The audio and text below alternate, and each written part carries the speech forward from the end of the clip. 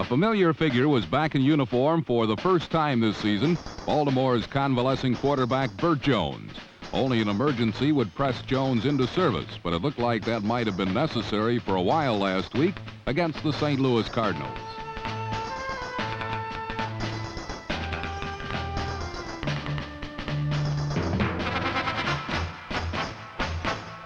The previously maligned Cardinal defense played one of its better games of 1978, holding the Colts to a little over 200 yards in total offense.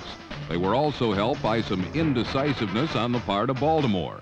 Here, kick returner Joe Washington, number 20, reinforces the ancient proverb, "He who hesitates is lost," under a swarming pile of white jerseys.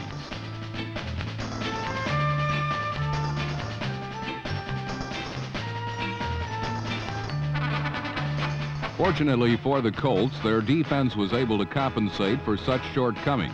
The top interceptor in pro football last year, safety Lyle Blackwood, number 44, continued his larcenous ways by snatching this pass late in the second period to turn the ball game completely around.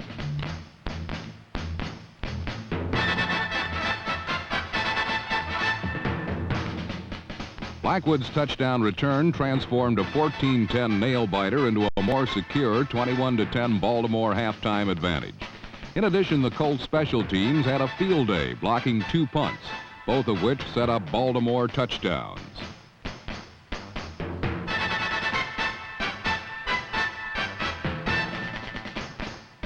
The 30-17 victory handed St. Louis its 6th straight defeat without a win, and pushed them deeper into the NFC Eastern cellar.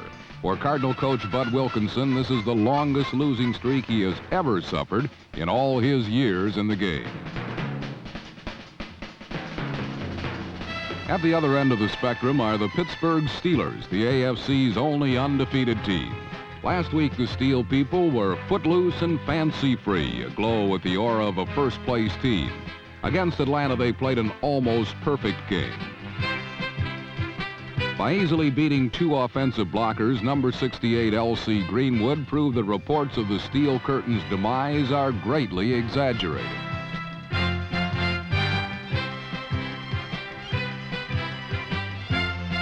Pittsburgh quarterback Terry Bradshaw was nagged by yet another injury, but as is usually the case, number 12 let it bother him not one bit.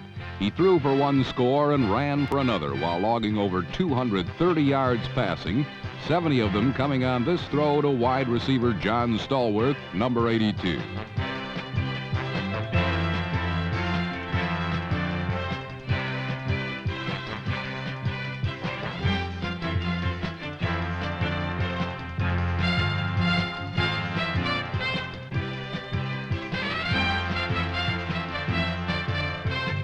Pittsburgh defeated Atlanta 31-7. It was the most points scored against the rugged Falcon defense in its last 22 games.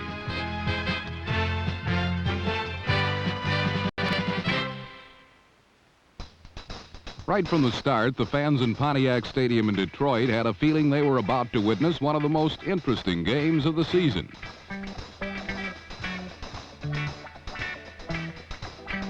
This catch by number 81, David Hill, seemed to set the tone for the game between the Lions and the unbeaten Washington Redskins. Detroit was a decided underdog coming into the game, but someone forgot to mention this to number 25, running back Horace King.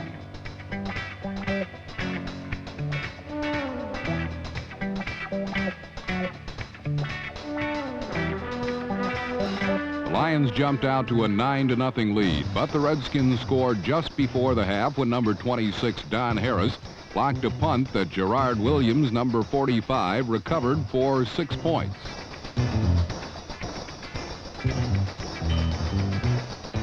Despite this setback, the Lions did not fade and continued to build leads against Washington. But each time they did, Redskin quarterback Joe Theismann answered with scores of his own.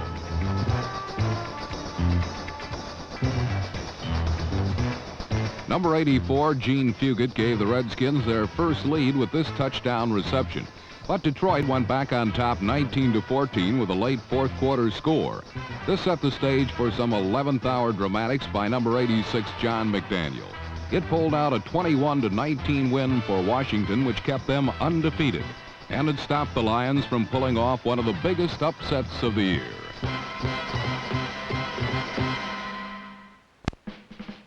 Most figured the Buffalo Bills would ride their league-leading passing game right over the New York Jets last Sunday. And with guards Joe DeLamielleure and Reggie McKenzie mowing a path for rookie speedster Terry Miller, early it seemed as though this might happen.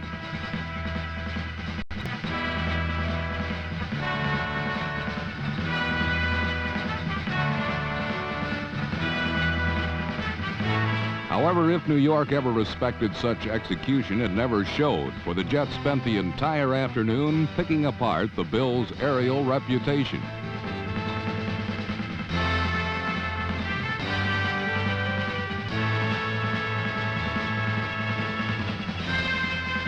This 40-yard interception return by Burgess Owens opened a floodgate of Jet touchdowns, drowning out all of Buffalo's victory hopes.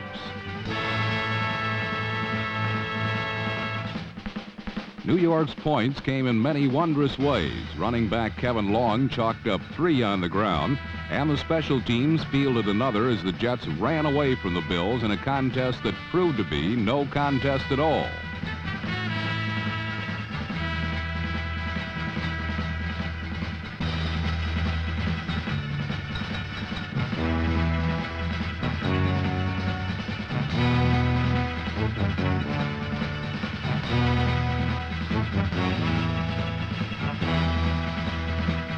Bruce Harper's 82-yard sprint lifted New York's point total to 45, the NFL single-game high so far, while the Bills counted only 14.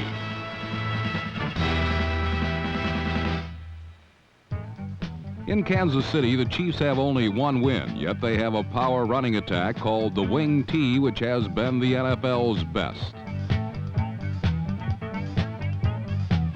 However, last Sunday, when Tampa Bay encountered this revitalized relic, they found that if you can match force against force, the Wing T will snap.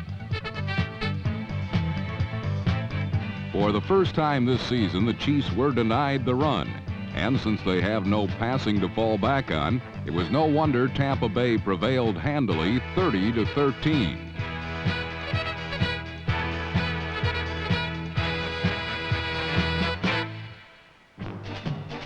When Chicago ghosted into Green Bay last week, they were supposed to demonstrate that the upstart Packers were not as good as their 4-1 record. Even Bart Starr had downplayed his team's sudden success. Yet even he could not mask the rising confidence that brought the Packers from rags to riches. Starr knew that to beat the Bears, Green Bay needed first to contain Chicago's once fabled offense.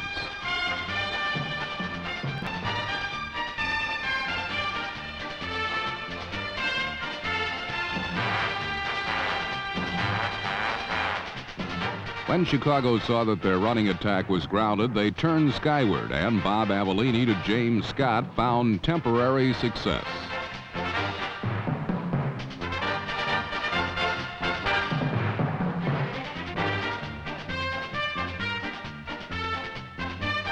Yet it did not take long for the Bears to find what most of the Packers' opponents have found this season. That is, if you're going to try and throw your way past Green Bay, get ready for some heat.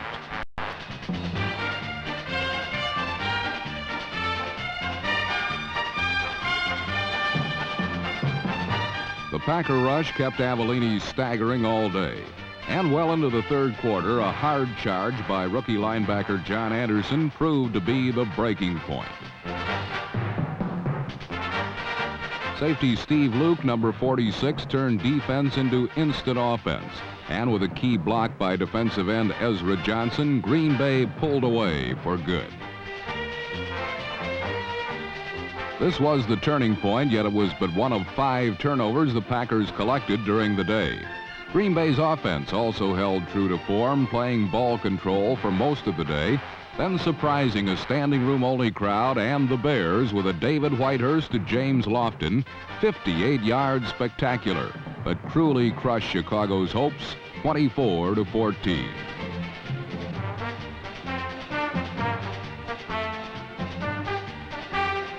With 5 wins, the Packers find themselves atop the NFC Central by 2 full games. They have accomplished this with a ferocious, game-breaking defense and an offense that stays out of trouble, yet still manages to have their moments. Most continue to feel that it is just a matter of time before the Packers finally cool off. However, at this time last season, didn't these same critics say the same of Denver? In New England against the snarling first-place Patriots, Philadelphia had their three-game winning streak snapped due to 4 fumbles and 9 dropped passes, including this certain 6 points in the clear by number 82, Ken Payne. 20 seconds later, New England's lightning fast flanker Stanley Morgan set an example for the fumble-fingered Eagle receivers, pulling in Steve Grogan's 58-yard bomb to put the game out of Philadelphia's reach. The 24-14 victory was New England's 3rd straight and kept the Patriots in a first-place tie with Miami in the AFC East, while Philadelphia's drive for a wild card suffered a severe setback. The New York Giants' surprise switch to the 3-4 defense barely fazed Roger Staubach and the Dallas Cowboys.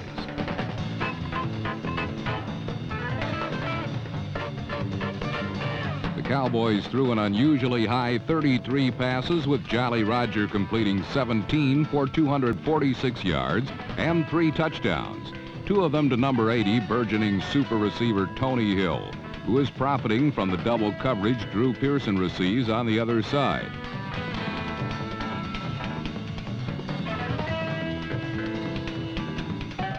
New York was never in the game as the defending champions convincingly routed their division rivals 24-3. In one of the major upsets of the season so far, San Diego controlled the ball for 45 minutes against Denver's Orange Crush defense. The shocking 23-0 shutout of the first-place Broncos came in Don Coryell's home debut as coach of the Chargers. For the emotional Coryell, there is definitely no place like home. For in this stadium, as coach of San Diego State, his team lost only 3 times in 43 games. With Coryell as catalyst, the Chargers at last may finally unlock the potential owner Gene Klein and the San Diego front office feels they have in this 1978 edition of the team. And for the long-suffering Chargers and their followers, it will come none too soon.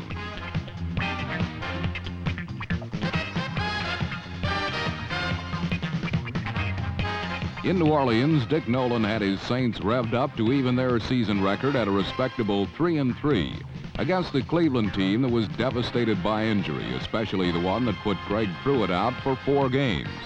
Despite the fact that Archie Manning, in the midst of his finest year, completed 24 passes for 249 yards, the Browns' aggressive defense held the Saints to 16 points, most scored against this underrated unit all season.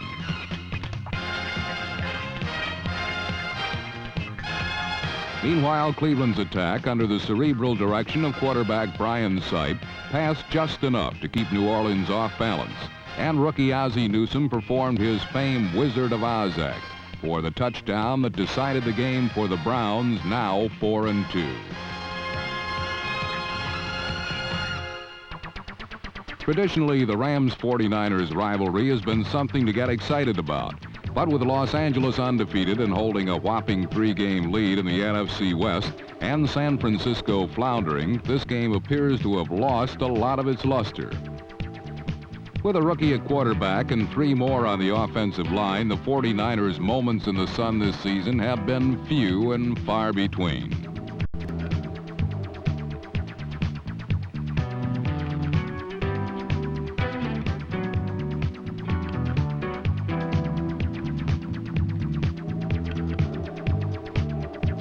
The main attraction in last week's 57th meeting between the West Coast rivals was the return of O.J. Simpson to the site of his legendary college escapades. The Juice totaled 113 yards rushing and receiving in a futile effort against talent-laden Los Angeles.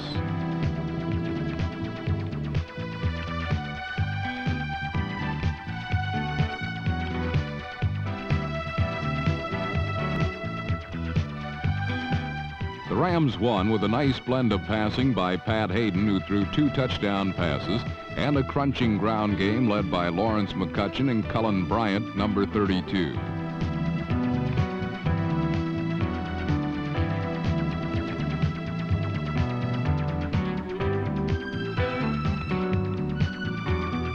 A host of Ram runners racked up 227 yards as L.A. won their sixth straight 27-10, while San Francisco settled further into the cellar with a record of 1-5.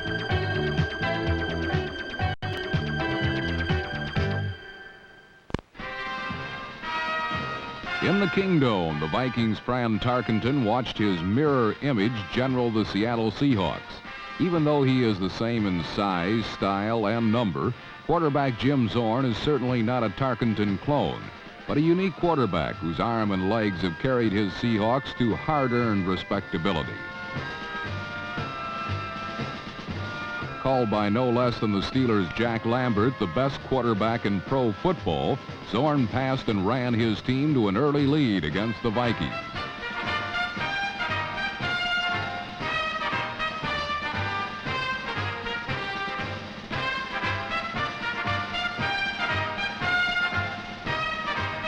Not to be upstaged, Fran masterfully picked apart Seattle down deep. Tarkenton threw scoring shots to his two gifted wide receivers, number 28 Ahmad Rashad and number 85 Sammy White.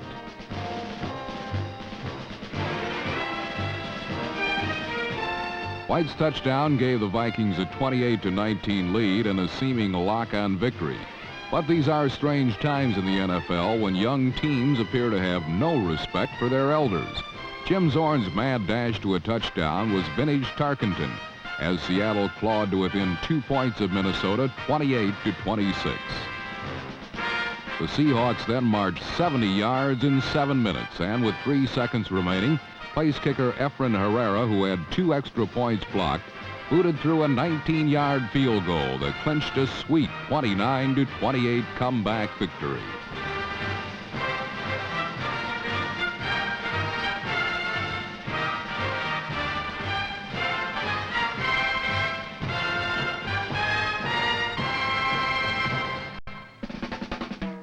While bearing it all for Playboy magazine is now a no-no for the Oakland Raider cheerleaders, it did not prevent their team from being undressed by the Houston Oilers.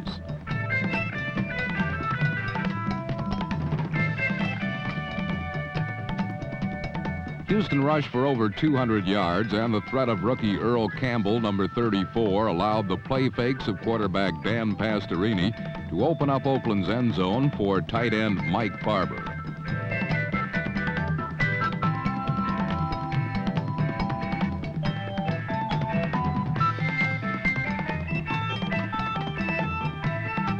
The Oilers totally dominated Oakland, whose only early thrust was supplied by rookie runner Arthur Whittington, whose wrong way run proved the Raiders' only silver lining.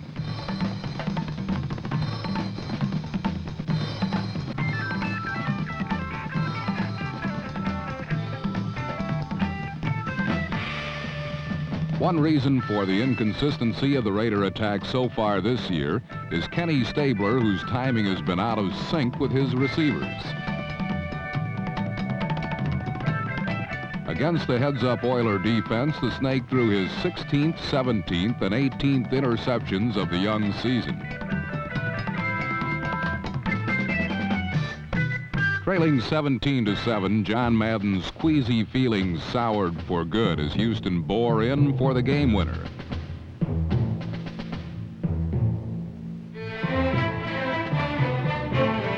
Instead of a certain score, Earl Campbell's fumble at the goal produced a 96-yard run by number 47 Charles Phillips and salvation for the Raiders.